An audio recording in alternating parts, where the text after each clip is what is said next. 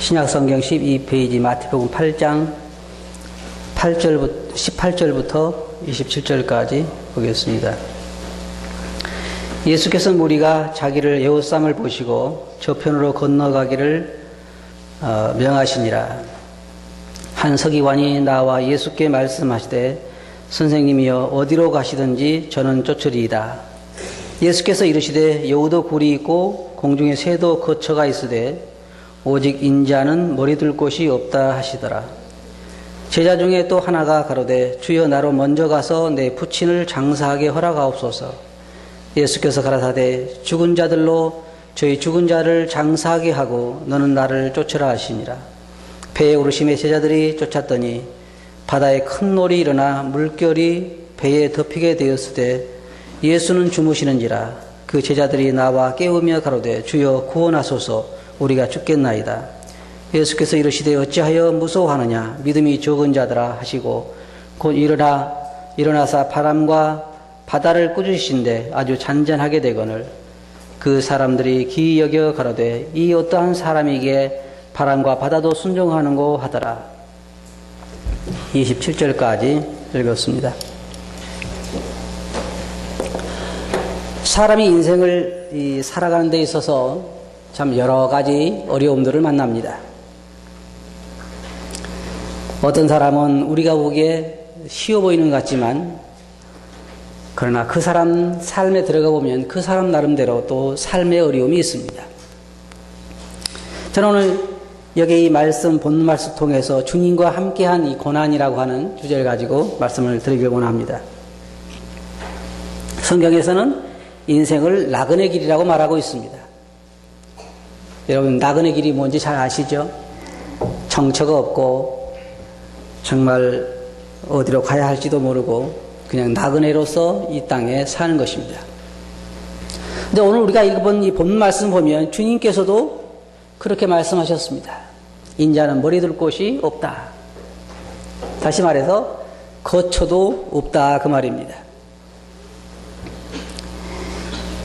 이 세상에서 우리가 이 사는 사람들의 삶을 하나하나 살펴보면 다들 탄식 가운데 살아가고 있습니다.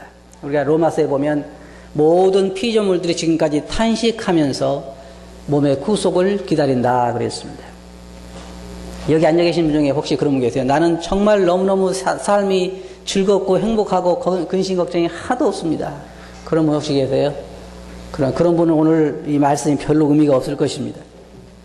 근데 만일의 경우에 여러분도 나름대로 삶의 어려움이 있다고 하면 오늘 우리가 읽은 말씀의 교훈을 받을 수가 있을 것입니다. 시편 기자들이 한 인생에 대한 얘기를 보면 우리 연수가 70이요 강건하면 80이라도 그 연수의 자랑은 수고와 슬픔뿐이요 신속히 가니 우리가 날아가나이다. 인생이 70이요 강건하면 80이라도 요즘은 좀 바꿔야 되겠죠. 인생이 80이요 강건하면 90이라도 그 남는 것은 뭐라고요? 수고와 슬픔뿐이라 그랬습니다. 또 인생 그날이 풀과 같으며 그 영화가 들의 꽃과 같도다. 그것은 바람이 지나면 없어지나니 그곳이 다시 있지 못하거니와.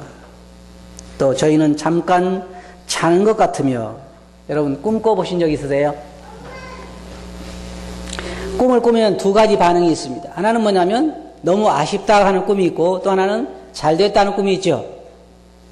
여러분들이 아마 꿈을 꿀 때 어떤 분들은 정말 모처럼 복권이 당첨돼가지고 돈방석에 앉았는데 꿈을 깼다 그러면 어때요? 깨고 나서 조금은 서운하죠? 서운하실 거예요. 그런데 만약의 경우에 혹시 아내하고 이혼을 했다든지 남편하고 이혼을 했던 꿈을 꿔가지고 너무너무 어떤 분은 좋아할 분도 계실지 모르겠지만 어쨌든 그래서 꿈속에서 그걸 너무너무 아쉬워하다가 꿈을 깼는데 옆에 아내가 자고 있다든지 남편이 자고 있으면 어때요? 너무너무 안 됐어요? 잘 됐죠? 너무너무 잘 됐다. 정말 다행이다. 어떤 분은 또 뭐 병이 걸려가지고 병원에 입원해서 고생하고 있는데 깨보니까 꿈이더라. 정말 어때요? 다행이죠? 근데 인생도 그와 같다는 거예요. 하나의 꿈을 꾸는 것과 같다. 왜냐하면 우리가 어떨 때는 참 즐거운 일도 있고 슬픈 일도 있는데 잠깐 동안 자고 일어나는 것처럼 인생도 그렇게 순식간에 지나간다는 것이에요. 그 인생이라고 하는 것은 고통이 그 가운데 항상 있습니다. 또한 인생은 짧고 그 길이 나그네 길과 같은데 우리가 감사한 것은 그래도 예수 그리스도를 믿는 사람들은 그 짧은 인생길에, 그 고난의 인생길에 주님이 함께 하신다는 것입니다. 그러니까 우리가 성경을 보면 구약에도 사람들이 하나님과 함께 동행한 사람들이 있고 신약에는 예수님께 친히 이 땅에 오셔서 함께 동행을 하셨고 그 다음에 신약시대 이후에 쉽게 말해서 예수님께 승천하신 이후에는 성령님께서 우리 안에 함께 하시기 때문에 우리가 주님과 함께 동행하는 삶을 살고 있습니다. 그런데 주님과 함께 동행하는 삶을 살면서 사람들에 대하는 그 삶에 대한 자세는 다 다릅니다. 오늘 우리가 이 본 말씀 통해서 이제 살펴보게 될 텐데 한번 본 말씀을 보겠습니다. 먼저 거기 보면 18절에 예수께서 이제 무리들을 보내시고 나서 한 서기관이 나와서 예수님께 말을 했는데 뭐라고 말을 했냐면 주여 저는 어디로 가시든지 주님을 따르겠습니다. 여러분이 성경을 보시면은 예수님을 따라다닌 사람들은 12제자뿐만이 아닙니다. 상당히 많은 사람들이 계속해서 예수님을 따라다녔습니다. 그런데 여기 이 서기관은 예수님께 나와서 말하기를 주여 제가 예수님이 어디로 가시든지 저는 주님을 따르겠습니다. 그런 얘기를 했습니다. 그때 주님께서 여기 말씀하신 것처럼 여우도 굴이 있고 공중의 새도 거처가 있으되 인자는 머리 둘 곳이 없다. 이 말은 무슨 말인지 아시겠어요? 나는 갈 곳도 없고 집도 없고 정처도 없다. 여러분 중에 혹시 어떤 분이 제가 집이 없거든요. 참 어렵습니다. 그럼 주님께서도 나도 그때 해보니까 참 쉽진 않더라. 그렇게 얘기하실 거예요. 왜냐하면 주님도 그런 삶을 사셨으니까. 여기에 여러분이 거기에 손을 넣으시고 요한복음 7장 53절을 한번 보시기 바랍니다. 요한복음 7장 53절.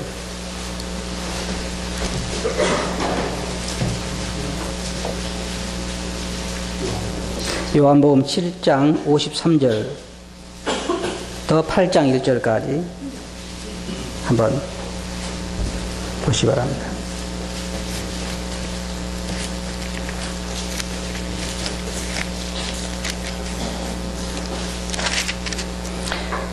거기 보면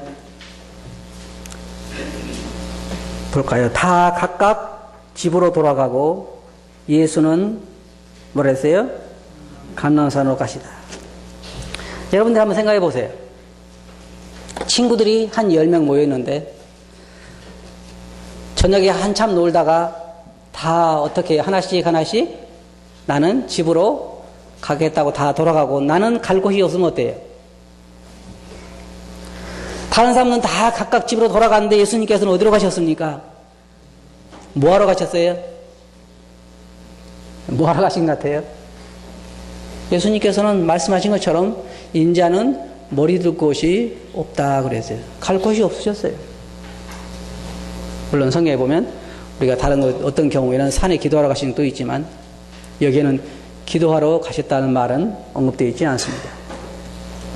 근데 주님께서 하신 말씀대로 주님은 사실상 대부분 경우 집에서 주무셨지만은 대부분 경우에 거처가 없이 이곳도 다니고 저곳으로 다니고 여러분 생각해 보세요. 여러분이 만약의 경우에 거처가 없어가지고 오늘 저녁에 어디서 자야 할지 모른다고 하면 어때요? 마음이. 오늘은 아무개 집에서 잤는데 내일은 어느 집에 자야 할지 모르겠다. 이게 참 쉬운 삶이 아닙니다. 그러니까 주님께서 이 서기관에게 하시고자 하는 말씀은 무엇이냐면 나를 따라오면은 너도 이처럼 어떤 면에서 어려움을 당할 수도 있다는 말입니다. 주님에게 어떤 걸 기대했는지 잘 모르겠어요. 사람들은 나름대로 보면 다 주님에게 무언가를 기대하고 있습니다. 근데 이런 걸 기대하지 않겠죠. 너는 나를 따라오면 거처가 없을 것이다. 어때요? 따를만 해요? 별로 매력이 없죠. 대부분 보면 주님을 따른다고 할 때에 무언가 좋은 것을 기대합니다. 사람들이 주로 인용하는 말은 이 말이 아니고 어떤 말이냐면 나를 따라오너라 내가 너로 사람을 낚는 어부가 되게 하리라. 생선 낚는 것보다는 사람 낚는 게 낫잖아요. 근데 베드로의 삶이 쉬운 삶은 아니었죠.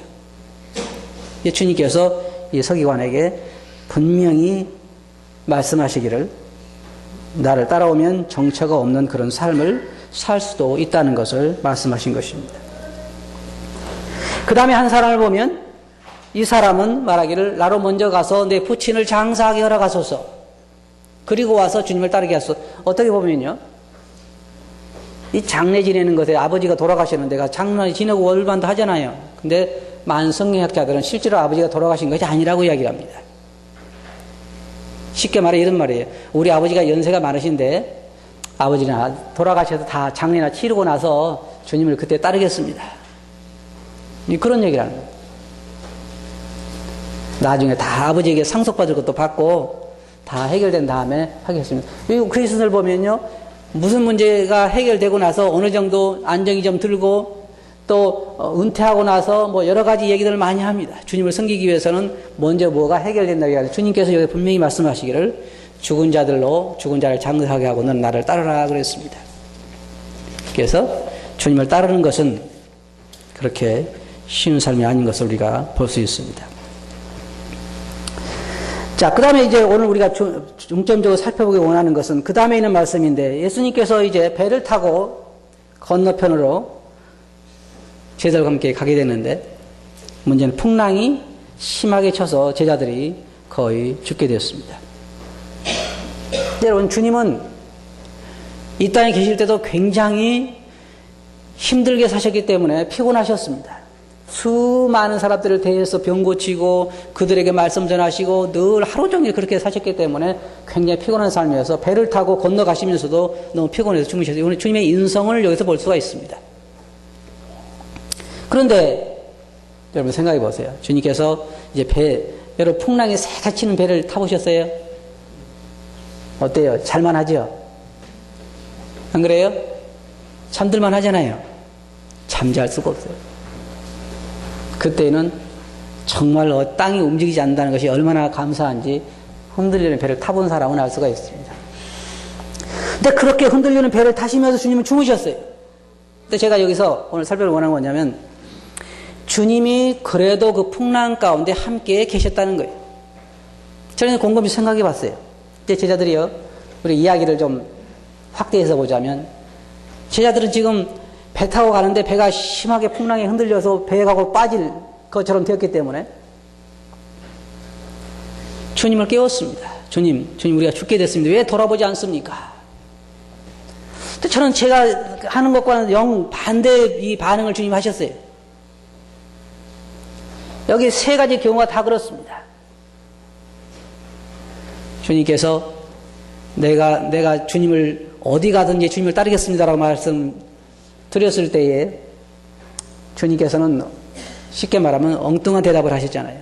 그래 따르라 혹은 따르지 말아라 이렇게 대답하지 않으시고 인자는 머리 들 곳이 없다 그렇게 하시고, 여기 또 보면은 주님께서 제자들이 살려달라고 했을 때에 주님이 일어나셔가지고 믿음이 적은 자들이라 꾸짖으셨습니다. 왜 주님께서 꾸짖으셨을까요? 왜 믿음이 적은 자들이라고 얘기하셨을까요?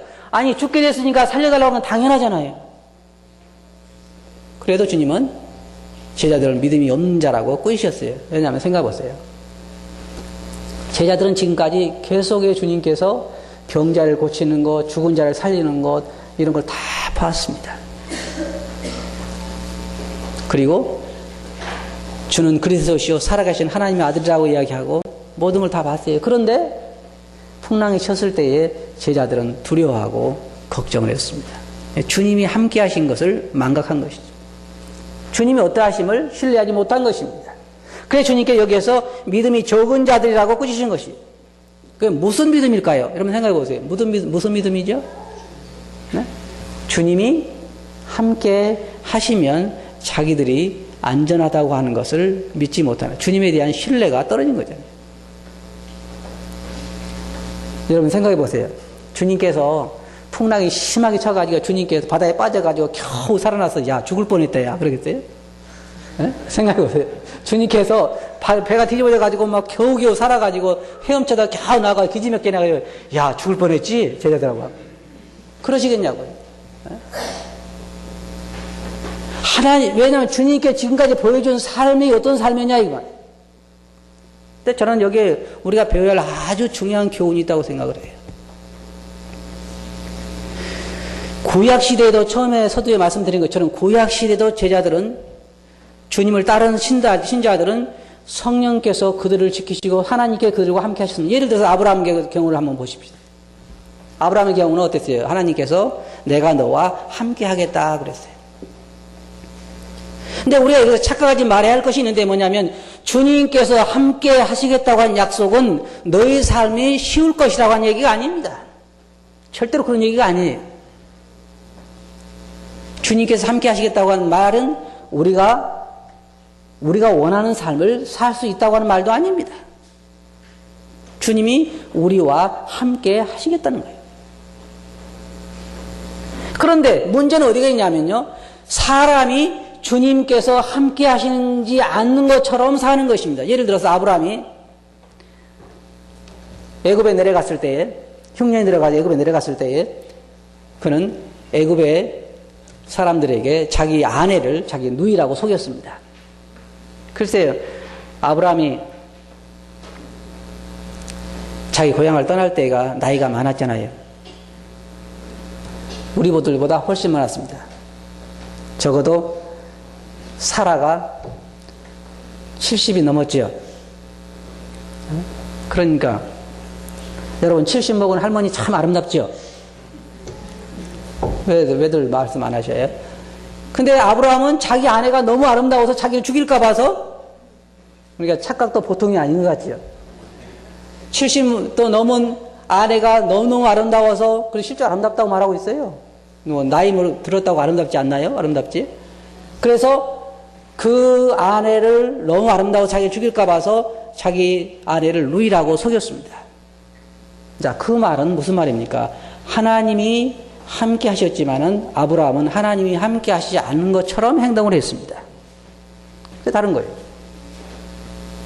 그러면서 뭐라고 얘기하는지 아십니까? 여기에서는 하나님을 믿지 않기 때문에 사람들이 그렇게 행동하지 않으리라고 생각한 것입니다. 환경을 그렇게 생각한 거예요. 아브라함은 하나님께서 함께 하시겠다는 약속이 있었는데 불구하고 그는 하나님이 가나안 땅에서는 하나님이 함께 하신 것처럼 살았습니다. 그런데 애굽에 내려가서는 하나님이 함께 하시지 않는 것처럼 행동을 했어요. 지금 수많은 사람들이 마찬가지예요. 여기에 보세요. 여기에 제자들도 어떤 경우냐면 주님이 함께 하셨지만은 함께 하시지 않는 것처럼 행동을 한 것입니다. 그래서 믿음이 없다고 꾸짖으신 거예요. 아브라함의 경우도 하나님이 함께 하셨지만 아브라함은 하나님이 함께 하시지 않는 것처럼 행동을 했어요. 그래서 그는 하나님의 이름에 욕을 돌린 것입니다. 모든 삶 마찬가지예요. 야곱의 삶을 봐도 야곱은 그가 나중에 고백하기를 나의 날 때부터 나를 기르신 하나님, 나를 나의 모든 환난에서 건지신 하나님이라고 고백을 했습니다. 다시 말하면 하나님께서 야곱에게도 뭐라고 약속하셨냐면 내가 너를 떠나지 아니하고 너를 버리지 아니하리라. 내가 어디로 가든 너와 함께 하리라고 약속하셨습니다. 그럼 보세요. 야곱이 행동한 걸 보면 하나님의 살아계심, 하나님이 자기와 함께 하신다 그렇게 믿고 행동한 것 같습니까? 그렇지 않고 행동한 것 같습니까? 그렇게 행동하지 않았어요. 자기의 삼촌의 양을 키우면서도요, 버드나무 가지를 꺾어서 세워가지고 양들이 서로 이렇게 새끼를 뵐 때에 얼룩무늬만 나오게 만들고. 근데 생각해 보세요. 여러분, 버드나무 가지를 꺾어 놓는다고 양들이 새끼 뵐 때 얼룩무늬가 나와요? 그럼 이건 혁신적인 거죠.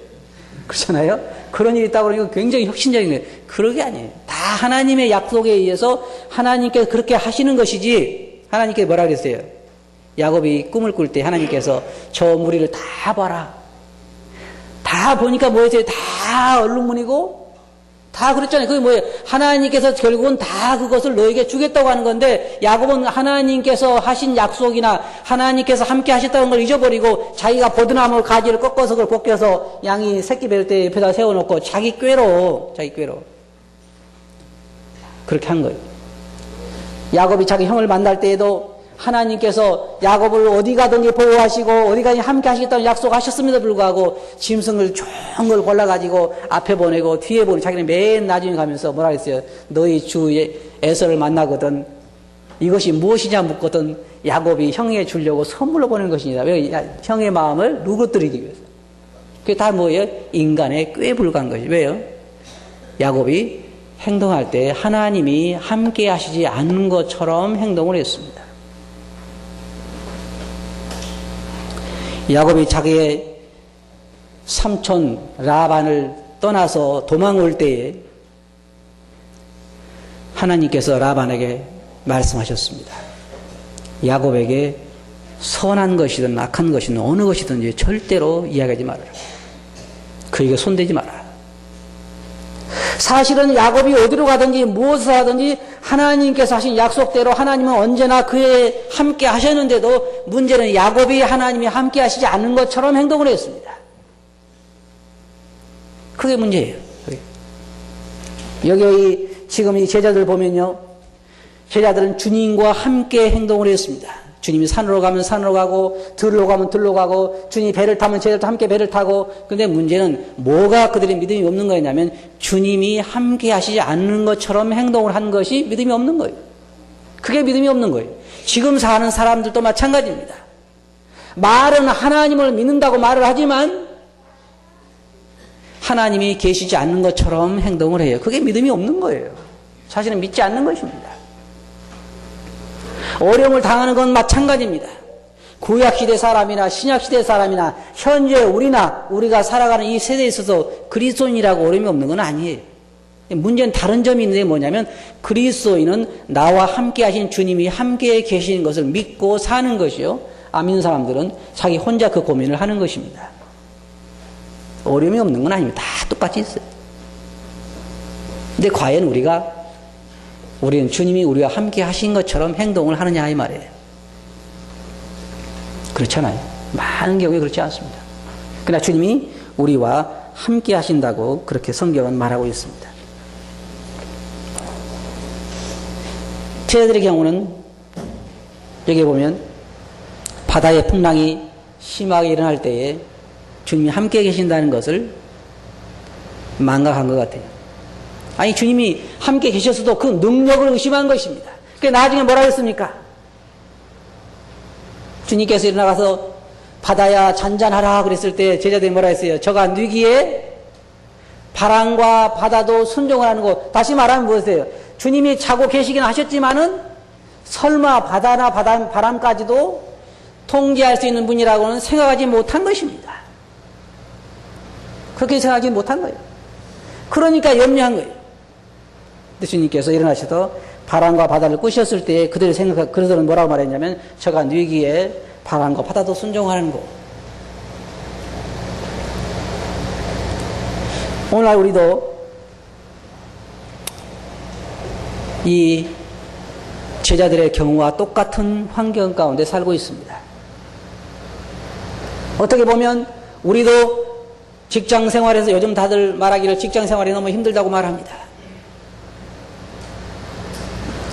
또 장사하는 것이 너무 힘들다고 말하고 사는 것 자체가 너무 힘들다고 말합니다. 근데 주님이 함께 계시지 않는 것처럼 그리스도인들이 행동을 합니다. 너무너무 염려를 해요. 그게 왜 염려해요? 한번 생각해 봅시다. 왜 그리스도인들이 염려하죠? 네? 주님 안 계시죠? 주님 계세요? 몇 사람만 계세요? 정말로 주님 여러분 믿습니까? 정말로요? 주님이 여러분과 함께 계시는 믿습니까? 그런데 삶도 그렇게 말해주고 있어요. 자, 여기 보세요. 제자들이 주님, 우리가 죽게 됐습니다. 우리를 살려주세요. 믿음이 있는 겁니까? 없는 겁니까? 믿음이 없는 거예요. 주님이 우리와 함께 하신다는 건 무슨 말이에요? 여기 지금 제자들이 주님과 함께 한다는 건 무슨 말이냐면, 제자들이 빠지면 누구도 빠져요? 주님도 빠져요. 제자들이 빠지면 주님도 빠지고, 제자들이 흔들리면 주님 흔들립니까? 안 흔들립니까? 주님도 흔들려요. 사도 바울이 예수님 믿기 전에 그리스도인들을 핍박하고 더 잡아 죽이기 위해서 그가 다메섹으로 내려갈 때에 주님께서 사울에게 말씀하시기를, 사울아 사울아 네가 왜 나를 핍박하느냐, 네가 나를 핍박하느냐. 제자들의, 주님을 믿는 사람들에 대한 핍박을 주님은 자기를 핍박하는 것으로 보셨어요. 쉽게 말해서 여기에 우리가 이것을 하나 좀 더 극대화해서 좀 과장해서 이야기한다고 하면, 주님이 흔들리면 제자들도 흔들리고, 제자들이 흔들리면 주님도 흔들리고, 제자들이 아프면 주님도 아프고, 같은 위치에 계신다고 하는 것입니다. 그럼 어떻게 했어요? 주님을 믿는다고 하면, 주님 우리 함께 계신 믿는다고 하면 우리가 주님께 의뢰하고 주님께 맡기고 잠잠히 참아 기다리는 것이 우리가 해야 할 일이라는 것입니다. 요셉도 역시 하나님이 그와 함께 하셨습니다. 근데 요셉의 삶을 보면 조금 달라요. 요셉의 삶은 그렇게 흔들리지가 않습니다. 그가 보디발의 집에 갔을 때에도 그는 거기에 충성을 했고, 감옥에 갔을 때에도 충성을 했고, 총리가 됐을 때도 충성을 했습니다. 하나님, 사람들이 말하기를 하나님이 너와 함께 계신다. 아브라함의 삶에도 사람들은 말하기를 아브라함과 하나님이 함께 계신 것을 안다고 했고, 야곱의 삶에도 하나님이 함께 계신 것을 사람들이 안다고 그랬습니다. 하나님이 그들과 함께 하셨습니다. 그러나 제가 서두에 말씀드린 것처럼 하나님이 그들과 함께 하셨어도 그들의 삶이 쉬운 것은 아닙니다. 야곱이 나중에 뭐라고 그랬어요? 바로 앞에 섰을 때에 그는 말하기를, 내 나이가 그렇게 많지 않지만 험악한 삶을 살았습니다. 험악한 삶을 살았다고 그랬어요. 실제로 알고 보면 야곱의 삶이 험악한 삶입니다. 험악한 삶이에요. 그가 라반의 집에 가서, 말이 삼촌이지, 삼촌 집에 가서 7년 동안 아내를 위해서 일했잖아요. 쉽게 말해서 7년 동안 일해서 아내를 산 것입니다. 그리고 또 7년을 일하고 그냥 남의 집살이 한 거죠. 그런데 그 후에 그 모든 삶을 봐도 그렇게 쉬운 삶이 아니었습니다. 성경은 말하기를 야곱이 험난한 삶을 살았다고 고백했다고 말하고 있습니다. 다윗의 삶을 보면 다윗도 하나님과 함께한 그런 삶이었습니다. 그는 시편 23편에서 말하기를 여호와는 나의 목자시니 내가 부족함이 없으리로다. 여기 제일 우리의 마음을 감동시키는 말씀들이 많이 있는데, 시편 23편은 많은 사람들이 좋아하는 시편입니다. 근데 거기에 뭐가 참, 여기 저 말씀 공부하면서 제 마음에 와닿았냐면, 내가 사망의 음침한 골짜기로 다닐지라도, 여러분, 다윗이 사망의 음침한 골짜기로 다닌다고 표현할 때 그건 뭘 표현한 것입니까? 인생에 있어서 아주 어려운 때를 이야기한 것입니다. 예를 들자면 사울왕을 피해서 여기저기 피난 다닐 때라든지, 아니면 그의 인생에 있어서 가장 어려울 때를 표현할 때 내가 사망의 음침한 골짜기로 다닐지라도 라고 표현하고 있어요. 인생에 대해서 다윗의 삶에서 밝은 때를 말하는 것이 아니라 어두울 때를 말하는 것이죠. 그런데 다윗에게는 뭐가 위로가 됐습니까? 주의 지팡이와 막대기가 나를 안위하시나이다.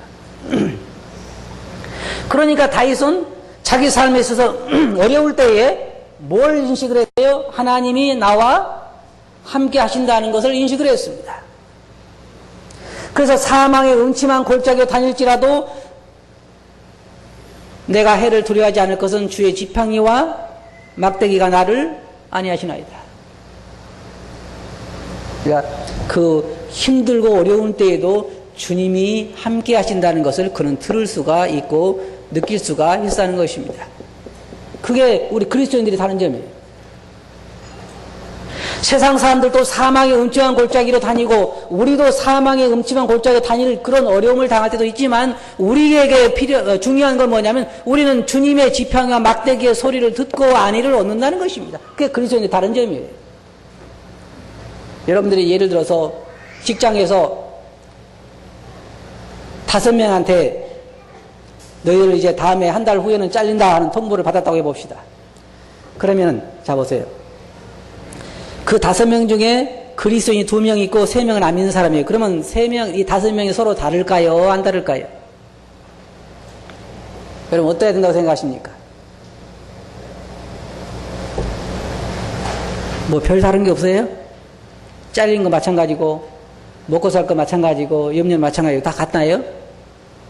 그런데 2명의 그리스도인들은 무슨 소리가 들려요? 주의 지팡이와 막대기가 나를 안위하시다라고 하는 이 주님의 함께 계신 것을 인식할 수 있어야 한다는 것입니다. 그게 다른 점이에요. 다른 점이 뭐예요? 안 믿는 사람 걱정하고 믿는 사람 걱정하고 그럼 뭐가 달라요? 다른 게 없는 거예요. 여기 제자들이 지금 책망을 받은 것은 그 풍랑 가운데서 주님이 함께 하심을 망각했기 때문에 뭔가 달라야 되나요? 만약에 다른 배가 함께 따라왔는데 그 배도 풍랑을 만났다고 하면 그 배는 염려해야 당연하죠. 거기에는 주님이 계시지 않았으니까. 근데 주님이 함께 하실 때 그 가운데 우리는 주님이 함께 하심을 인식할 수 있어야 한다는 것입니다. 다시 한번 제가 여러분들에게 여쭤보고 싶습니다. 주님 우리와 함께 하시나요? 정말로요? 그런 어려움이 오면은 주님은 모르시죠? 알아요?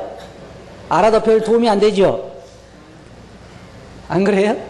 주님이 아셔도 별 도움이 안 되죠? 왜 대답들 안 하세요? 네? 우리는 그런 것 같아요. 주님, 우리 풍랑을 만났지만 주님이 주무시고 별 도움이 안 돼? 네? 우리는 그렇게 생각할 수 있어요. 그런데 여러분, 잘 아시기 바랍니다. 이 세상의 그리스도인들은 2가지 행동을 취합니다. 하나는 똑같이 어려움을 만나면서 한 사람은 주님이 안 계신 것처럼 행동을 하고 또 한 부류에는 주님이 계신 것을 인식하고 행동을 합니다. 그게 다른 점입니다. 여러분, 주님을 믿는다고 해서 어려움이 없는 게 아니고 세상에서 우리가 어려움을 당하지 않는 것이 아닙니다. 문제는 주님이 나와 함께 계심을 우리가 인식하고 행동을 하느냐 하는 거예요. 주님이 나와 함께 계심을 인식하고 행동하는 건 전혀 다른 행동이 나옵니다. 사도 바울이 그랬잖아요. 사도 바울은 그 많은 풍랑을 만나고 어려움을 만나는데 사도 바울도 풍랑을 만났어요. 그래 배가 정말로 어떻게 될지 모를 그런 지경에 이르렀습니다. 사람들은 다 밥도 먹지 않고 이제 죽을 것을 두려워했는데 사도 바울은 뭐라고 했냐면 먹으라. 이 배는 절대로 여기 한 사람의 생명도 해하지 않을 것이다. 왜 그걸 알아요? 주님이 함께 계신 것을 사도 바울은 인식을 했고 주님이 사도 바울에게 말씀하셨기 때문에 사도 바울은 다른 사람과 다른 행동을 할 수 있었어요. 사도 바울은 먼저 사람들 앞에서 음식을 먹고 그들에게 산다고 염려하지 말라고 위로를 했습니다. 왜냐하면 주님이 함께 계심을 그는 알았기 때문입니다. 사도 바울은 그렇게 이야기했어요. 나는 내게 말씀하신 대로 되리라고 하나님을 믿노라. 만일의 경우에 오늘날 사는 그리스도인들이 모두가 다 어려움을 당하지만 나와 주님이 함께 계신다는 걸 인식하고 산다고 하면 세상 사람들은 우리를 다르게 볼 것입니다. 저 사람은 왜 저렇게 다를까? 왜 저렇게 다를까? 왜 달라요? 주님이 나와 함께 계시기 때문입니다. 만일의 경우에 오늘 여러분들이 이 말씀 집회가 끝나고 식사를 하시고 밖에 나가면 주님이 기다려 계시다가 이제 오늘부터 내가 너와 어디든지 함께 다니겠다 그렇게 말씀하시고 여러분과 함께 동행하신다면 좀 달라지지 않겠어요? 전혀 안 달릴 것 같아요? 저는요 주님이 계시든 안 계시든 상관이 없어요. 어차피 그냥 안 계신 것처럼 사니까요. 그런 분들도 계실지 몰라요. 근데 여러분 잘 들어보세요. 주님은 우리와 함께 계십니다. 우리와 함께 계십니다. 여러분들이 다만 주님이 함께 계시지 않는 것처럼 행동할 뿐입니다. 그렇게 행동할 뿐이에요. 여기 제자들이 그렇게 했던 것처럼 오늘날 그리스도인도 그렇게 할 수가 있습니다. 그러나 우리가 생각해야 할 것, 주님은 우리 가운데 함께 계신다는 것입니다. 내가 너와 함께 하노라. 그렇게 주님은 말씀하셨어요. 마태복음 28장 20절에 보면 볼지어다 내가 세상 끝날까지 너희와 항상 함께 있으리라. 또한 요한복음 14장에 보면 그러나 너희는 저를 아나니 저는 너희와 함께 거하시며 또 너희 속에 계시겠습니다. 주님께 제자들에게 너희는 마음에 근심하지 말라. 하나님 믿으니 또 나를 믿으라. 내 아버지 집에 거할 곳이 많도다. 거처가 없는 사람들에게 주님이 하신 말씀이죠. 또한 먹고 살 것을 염려한 사람들에게 주님 말씀하시기를 그러면 내가 너희에게 이르노니 너희 목숨을 위하여 무엇을 먹을까 무엇을 마실까 몸을 위하여 무엇을 입을까 염려하지 말라. 목숨이 음식보다 중하지 아니하며 몸이 의복보다 중하지 아니하냐. 공중의 새를 보라. 심지도 않고 거두지도 않고 창고에 모아 들이지도 아니하되 너희 천부께서 기르시나니 너희는 이것들보다 귀하지 아니하냐. 너희 중에 누가 염려함으로 그 키를 한 자나 더할 수 있느냐. 또 너희가 어찌 의복을 위하여 염려하느냐. 들의 백합화가 어떻게 자라는가 생각해보라. 수고도 아니하고 길쌈도 아니하니라. 그러나 내가 너에게 말하노니 솔로몬 모든 영광으로 입은 것이 이 꽃 하나만 갖지 못하였느니라. 오늘 있다가 내일 아궁에 던지는 들풀도 하나님이 이렇게 입히시거든 하면 너일까 보냐. 믿음이 적은 자들, 여기서 주님이 믿음이 적은 자들아 말씀하시면서 믿음이 적은 자들아 그러므로 염려하여 이르기를 무엇을 먹을까 무엇을 마실까 무엇을 입을까 하지 말라. 이는 다 뭐라 했어요? 이방인들이 구하는 것이라. 이 말은 무슨 말이에요? 하나님을 믿지 않는 사람들이 구하는 것이라. 무엇을 먹을까 무엇을 입을까 이거 염려하는 것은 하나님을 믿지 않는 사람들이 하는 일이요. 예수님께서 하나님께서 함께하지 않은 사람들이 해야 할 일이다. 여러분 혹시 말이에요. 혹시 주님을 신실하게 믿는 사람들이 굶어 죽는 일이 있거든 제게 좀 알려주세요. 그런 소식을 가져온 분들에게 제가 보상할게요. 정말 주님을 신실하게 따르고 주님이 함께 하시는 걸 믿고 주님을 섬겼는데 먹을 것이 없어 굶어 죽었다. 그런 사람이 있으면 제게 좀 알려주세요. 그럼 제가 보상할게요. 그런 사람 하나도 없어요. 내가 나서부터 지금까지 의인이 걸식하는 것을 보지 못했다고 하는 시편 기자의 말에 있는 것처럼 주님을 신실하게 따른 사람들이 절대로 굶어 죽는 일은 없습니다. 주님께서 왜냐하면 약속하셨기 때문입니다. 내가 너와 함께 하겠다. 너의 거처를 내가 준비하겠다. 너의 먹을 것과 입을 것을 내가 공급하겠다. 여러분 서울에 가서 서울역이나 아니면 각 지하철역에 다니면서 신실한 그리스도인 노숙자를 한 사람 좀 찾아오세요. 신실한 그리스도인 노숙자, 믿음이 신실하고 주님을 많이 닮은 신실한 노숙자를 한 사람만 데리고 와보세요. 그런 사람 찾으면 제가 보상할게요. 그런 사람 없어요. 시편에 보면 어떤 시편 기자는 이렇게 기도하고 있어요. 하나님 제가 늙어서 저를 버리지 마소서. 여러분 생각해 보세요. 하나님께서요 젊었을 때는 필요하니까 써먹고 늙으니까 너 필요 없다고 버리겠어요? 근데 시편 기자는 뭐라고 하냐. 늙어서 저를 버리지 마소서. 하나님은 그런 하나님에 대한 오해도 보통 오해가 아니에요. 절대로 그런 분은 아닙니다. 결론적으로 말씀드려서 여러분 구약 시대에 우리 믿음의 조상들에게 하나님이 함께 하셨던 것처럼 오늘날에도 신약 시대에도 주님은 우리와 함께 계십니다. 문제는 두 분류의 그리스도인들이 있어요. 한 분류의 그리스도인은 하나님이 동일하게 함께 하시지만 하나님이 함께 계시지 않는 것처럼 사는 그리스도인들이 있고 하나님이 함께 계신 것처럼 사는 그리스도인들이 있습니다. 제가 여러분들에게 여쭤보겠습니다. 여러분들은 주님이 여러분과 함께 하시는 것처럼 살고 있습니까? 아니면 함께 하시지 않은 것처럼 살고 있습니까? 어느 편입니까? 사람들이 좋아하는 거 있어요. 중간. 그렇죠? 어쩔 때는 살아계신 걸 믿는 사람처럼 살고 어떨 때는 안 계신 것처럼 살고. 주님 뭐라 그랬어요? 요한계시록에서 차든지 덥든지 하기를 원한다. 여러분 이제부터 함께 하시는 주님을 모시고 살면서 주님이 안 계신 것처럼 행동하지 마세요. 주님 여러분 삶 가운데 계시고 여러분 안에 계십니다. 그 어려운 가운데 함께 하고 계십니다. 그러니까 여러분은 주님이 함께 계심을 믿는 사람처럼 사시기 바랍니다. 그렇지 아니할 때 주님께서 여기 말씀하신 것처럼 믿음이 적은 자들아,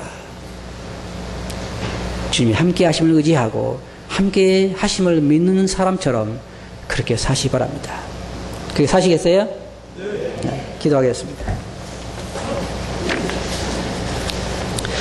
걸어가신 아버지 하나님, 저희 삶 가운데 함께 하심을 저희들이 믿습니다. 그러나 제자들처럼 주님이 함께 하심을 믿지 않은 사람처럼 행동할 때가 있습니다. 주님, 저희들의 믿음 없는 것을 도와주시고 주님이 저희의 함께 하심을 믿고 그렇게 살게 해주시옵소서. 저희들이 날마다 당하는 어려움 가운데서 주님이 함께 하심을 믿고 살게 해주시기 원하옵고, 들은 말씀 듣게 의지할 때 예수님 이름으로 아버지께 감사하며 기도하옵나이다. 아멘.